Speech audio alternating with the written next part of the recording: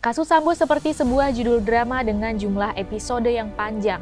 Sidang vonis nanti mungkin akan menjadi episode akhir season 1. Karena mungkin saja para pemeran utamanya mengajukan banding usai putusan. Memang kisahnya menarik perhatian, ceritanya pun kerap diceritakan warganet di media sosial. Hingga banyak yang menanti bagaimana akhir dari sidang Ferdy Sambo CS. Apakah akan ada kejutan dari hakim atau akan berakhir dalam tanda kutip happy ending?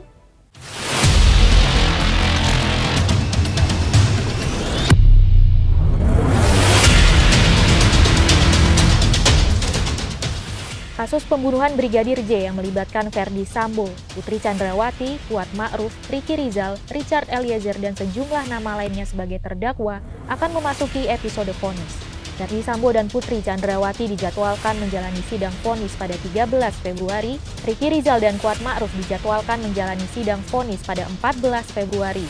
Sementara itu, Richard Eliezer akan menjalani sidang vonis pada 15 Februari.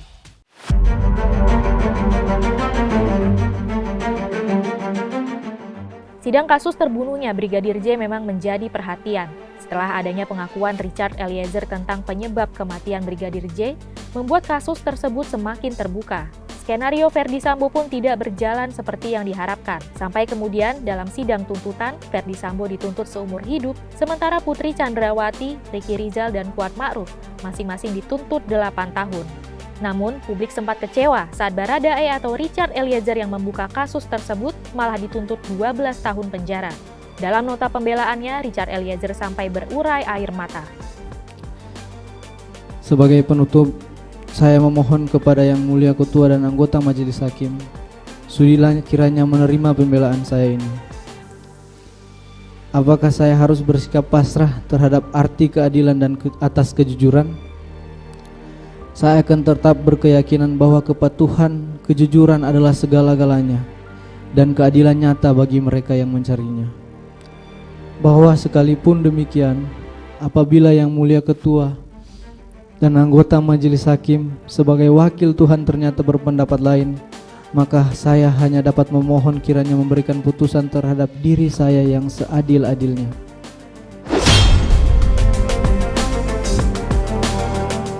Sejumlah terdakwa lain seperti Ferdy Sambo dan Putri Chandrawati juga berusaha mengupayakan hakim dapat mempertimbangkan hukuman dengan membacakan pembelaan mereka.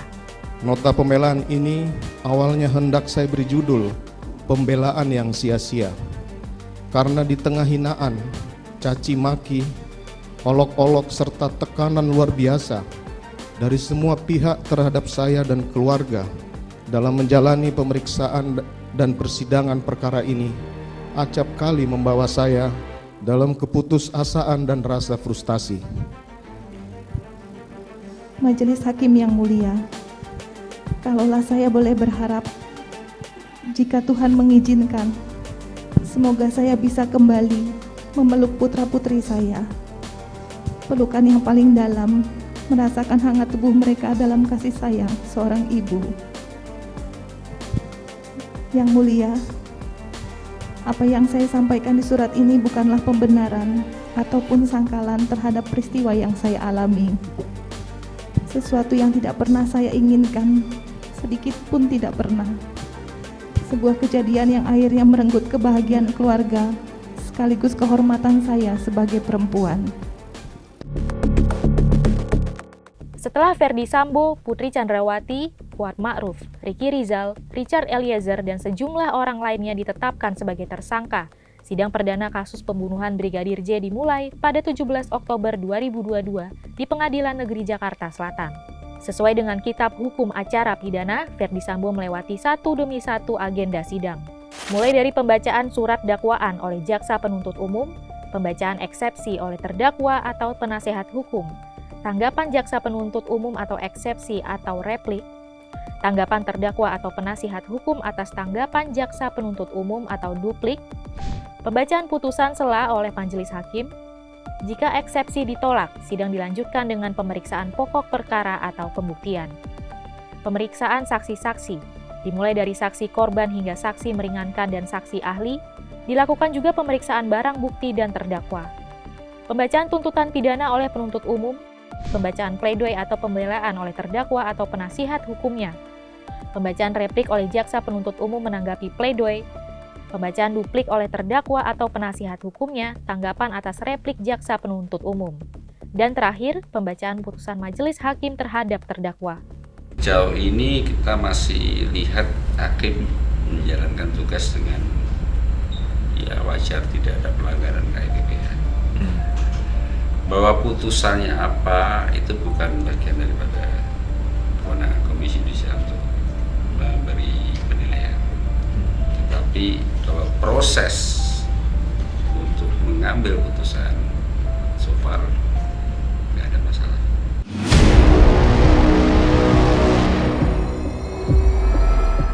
Sejak awal, sidang kasus pembunuhan Brigadir J selalu menarik perhatian publik.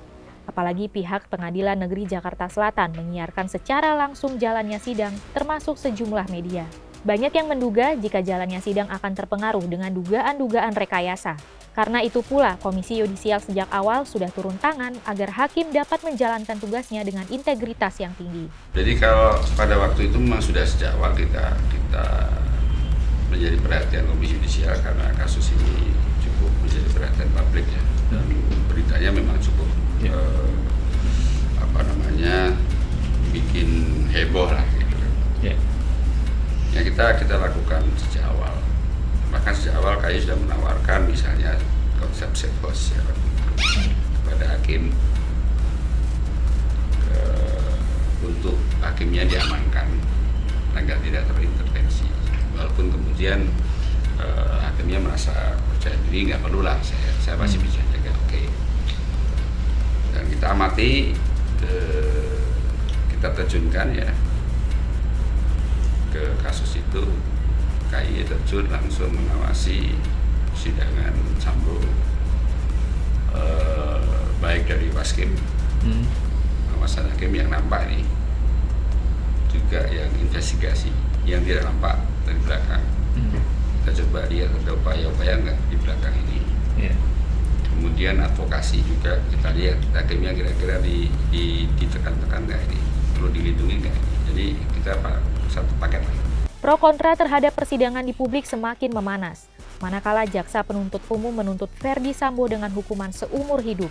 Sementara Putri Chandrawati, Rizky Rizal, dan Kuat Ma'ruf masing-masing dengan tuntutan 8 tahun penjara. Dibandingkan dengan hukuman Richard Eliezer yang menjadi justice collaborator, tuntutan 12 tahun dinilai publik tidak memenuhi rasa keadilan.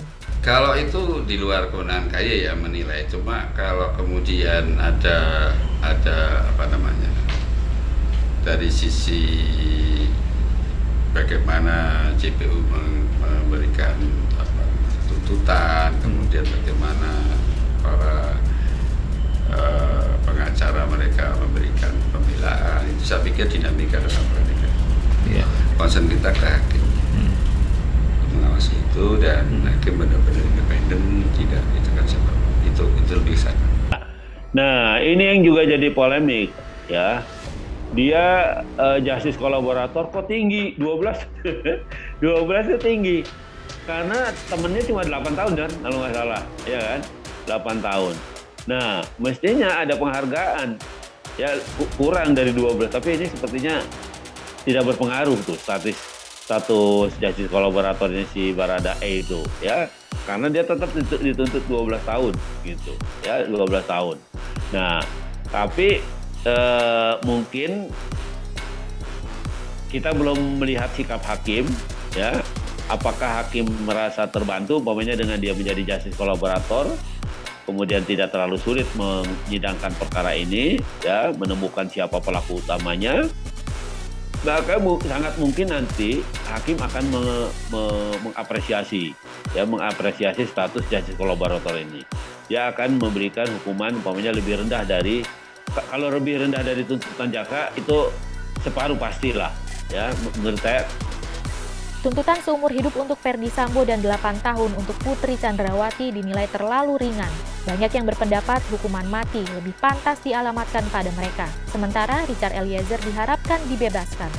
Kecuali Ferdy Sambo dan Baradae, kalau menurut saya yang lain itu akan lebih ringan. Ya, putusannya akan lebih ringan dari tuntutan jaksa jauh, separuhnya lah. prediksi saya separuhnya gitu. Tapi untuk Baradae sebagai pelaku utama dan FS sebagai otak utamanya, nah ini yang bisa naik, bahkan bisa melebihi tuntutan, ya. FS itu dituntut seumur hidup kan. Nah, dituntut seumur hidup bisa jadi umpamanya hakimnya meningkatkan pada yang maksimal, ya, dihukum mati itu bisa jadi. Seumur hidup itu jalan tengah dari mati dan 20 tahun gitu itu ya. Bisa jadi ya tuntutan jaksa itu dikabulkan seumur hidup, ya. Tapi kalau hakimnya yang progresif ya bisa jadi hukuman mati gitu ya. Nah, tapi saya melihat dari penampilan performa para hakim yang kemarin mengadili, ya saya sih memprediksi akan sama. Ya, saya memprediksi ini tetap putusannya juga sama seumur hidup. Kita kembali lagi bahwa hakim terpengaruh nggak? Hakim dipengaruhi nggak? Kemudian hakim kemudian ditekan-tekan nggak? Hakim kemudian berperilaku nggak adil, berperilaku yang melanggar etik nggak ketika memutuskan itu? Jadi lebih ke proses pengambilan putusan itu. Itu yang menjadi concern KAI. Pastinya bukan perkara mudah hakim menjatuhkan vonis para terdakwa dalam kasus pembunuhan Brigadir J. Sidang kasus tersebut sudah menyita perhatian publik sejak berlangsung untuk pertama kalinya. Sidang vonis akan menjadi puncak perhatian publik. Hukuman para terdakwa akan menjadi sorotan. Apakah tuntutan para terdakwa dan justice collaborator akan bertambah atau malah berkurang? Sebenarnya cuma kayak kalau Sambo kini kan sudah menjadi kasus yang menghebohkan ya. Tentunya KAI berharap hakim bisa memutus secara adil, ya, dengan tanpa intervensi siapapun, tanpa tekanan dari manapun, kemudian mengindahkan nilai-nilai etik sebagai seorang hakim, menggunakan integritasnya untuk menjaga dari segala macam godaan, iming-iming ataupun jika itu memang ada, menggunakan seluruh kapasitas keilmuannya dan keyakinannya untuk memberikan putusan yang memberikan rasa keadilan bagi para pihak dan juga masyarakat. Itu harapan KAI sih, supaya kembali lembaga peradilan ini percaya. Tak salah jika ada ungkapan hakim adalah wakil Tuhan, sebab semua pihak terkait harus tunduk pada putusan hakim. Seperti halnya sebuah cerita drama bersambung, vonis hakim dalam kasus pembunuhan Brigadir J akan mengakhiri para pencari keadilan dalam kasus Sambo season 1. Apakah akan ada season kedua dari cerita tersebut dengan banding? Jadi tunggu tanggal mainnya saja.